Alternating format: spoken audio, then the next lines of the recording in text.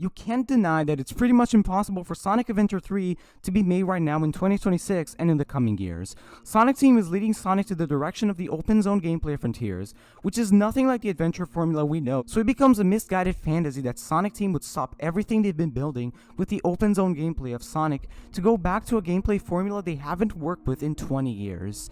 That would just be another unnecessary shift of gameplay in the likes of Lost World that sends Sonic spiraling down after being in a good direction, just with some nostalgia glitter on top as a cheap attempt to hide it from the nostalgia blinded people. With all common sense and logic accounted, Sonic Adventure 3 is nothing but a distant dream. However, you know because you clicked on this video, there is a realistic way of making Sonic Adventure 3. We just have to slightly adjust our idea of what even is Sonic Adventure 3. It's still the ultimate sequel to Sonic Adventure 1 and 2. It's still faithful to the original games, it still brings back the gameplay and story of those games, and it's still named Sonic Adventure 3. But in order to make it happen, we have to make one single compromise. You see, all these logical problems with making Sonic Adventure 3 aren't actual problems with making the game. They're problems with Sonic Team making the game. How they are busy with the open zone formula. How they are leading the Sonic series to a direction different than the adventure duology. So, if you think of making Sonic Adventure 3 with another development team of talented individuals entirely, all these logical problems immediately go away. It won't bother the direction of the Sonic series because the open zone Sonic games are still the mainline Sonic games evolving the series, while Sonic Adventure 3 becomes instead the side grade. And that's the perfect realistic idea for Sonic Adventure 3 we could see happening. My idea for Sonic Adventure 3 is different than all others, because instead of making a game by Sonic Team that, whether you like it or not, would mean abandoning the current direction Sonic Team is building for the franchise so carefully right now, instead the idea is to make Sonic Adventure 3 a game by another team, and next to no time constraints if possible. But okay, Davey, what team on planet Earth is going to fit the shoes of the adventure era? Well, I'm not choosing the team behind SA3, I'm dumb, but the actual developers of Sonic Adventure 1 and 2, the ones that still work at Sega, will.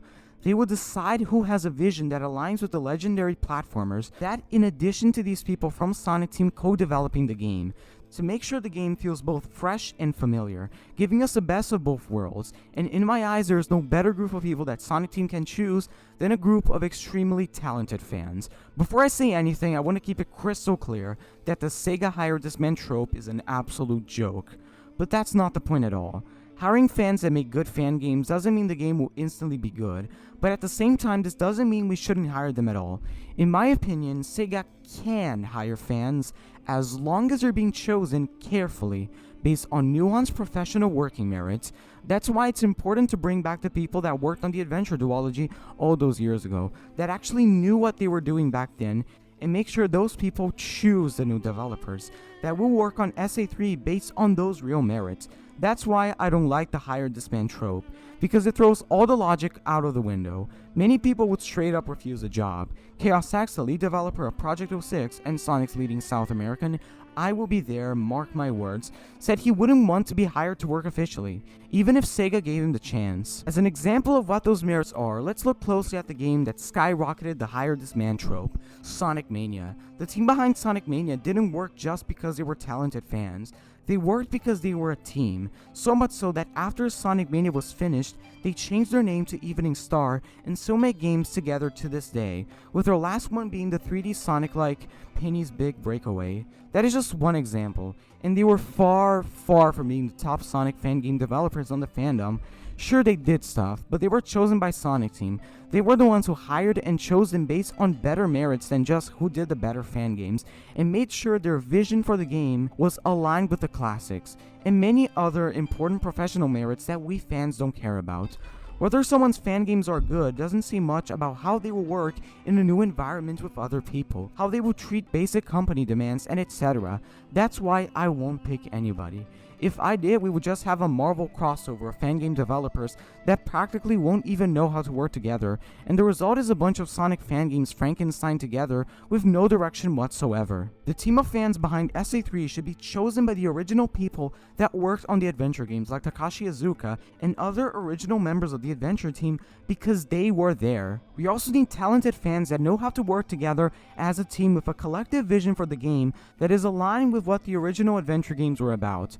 The result of a development team like this is a game in the likes of Sonic Mania, developed by fans for the fans while carrying the legacy of the critically acclaimed platforming duology. Though Sonic Team can make the game on their own, they should also co-develop it. Sonic Team is doing good now. We've seen them in the 2020s with Sonic Superstars and Crossroads that while they're busy working on their big games, they can still help develop Sonic Adventure 3. Because modern Sonic Team still has some of the people that worked on the adventure games. Takashi Iizuka was a very important man when making Sonic Adventure 1 and 2, so he should be involved, as well as being the co-creator of Shadow the Hedgehog for crying out loud. They also should be open to bringing back people that left and are willing to return. That might sound like a fantasy at first, but for those who don't know, Sega actually hired back many of the original Sonic Generations developers to return for Shadow Generations, so they can still do that to some adventure devs if they're still around and working. Developers aside, they can bring Ryan Drummond back as Sonic to pay off an homage to Adventure Sonic. But there's a problem with that, since they already tried to hire Ryan back for Sonic in the 2010s before Roger Craig's Myth was cast, and they gave him some insane work conditions that required him leaving his union, which from what I know is something very big for voice actors. But it's been 15 years since that happened, so they could have changed how they treat their voice actors. They're clearly not afraid of leaving their current cast to the side for a bit, since they rehired the Tails voice actress from Sonic Colors to work on the Rise of the Wisp animation, but we have to keep in mind that not everyone will be able to return, since some of the VAs aren't even working anymore, and the voice of Eggman unfortunately passed away. But Ryan, the original Shadow voice actor, can 100% return. It would also be a crime to not have Crush 40 returning. Yeah, there might have been some issues with Live and Learn last year where Johnny, the Crush 40 vocalist, sued Sega, but since this year, he confirmed the legal issues are solved. So much so, they used Live and Learn for the 35th anniversary promotions, and Johnny is completely fine with that. Yuji Uekawa, the original artist behind the masterpiece art we have for the duology, is still working at Sega and can come back to do art for the game. Having Sonic Adventure 3 made this way, bring back old developers, artists, musicians, and etc., as well as bring new faces of people that are deeply passionate about Sonic Adventure, and being a side game brings great advantages. First, there would practically be no need for time constraints at all. The developers can take as much time as they want to work on the game. Think about it. Sonic fans will already be fed with the open zone games, spin-offs, smaller games, and everything regardless of Sonic Adventure 3's development status, meaning Sonic Adventure 3 can have as much time in the kitchen as possible, because it isn't even the main recipe. They will also have full creative control for the game, because Sonic Adventure 3 isn't going to define the direction of the franchise like Frontiers. It would be just like Superstars, Mania, and Sonic X Shadow Generations, basically semi-mainline Sonic games. And that's what might disappoint some people. If Sonic Adventure 3 is realistically made, not as a Sonic Team main series game, but as a Sonic Team co-developed game with a new team, then the game is not going to be this extremely high-budget, expensive, epic super game with extreme hype moments. In fact, it'll be a smaller scale game. I'm sorry, but is this really what you want? Is this what these Sonic Adventure games are all about? Being big, gigantic, and expensive? Maybe for the time it might have been, but that's it. Just for the time. What makes the Sonic Adventure duology timeless isn't the overwhelming scale. It's the heart, the care with making the game, the story, the music, the level design, the amazing controls, the atmosphere, and the immersion. This is what Adventure Sonic truly means, not whatever this is. This is what makes the fans that came late to the party enjoy these games even though they didn't grow up with them. I got into Sonic in 2023 and I still love Sonic Adventure 1 and 2 for those reasons. We have to understand the heart of what we really want to make.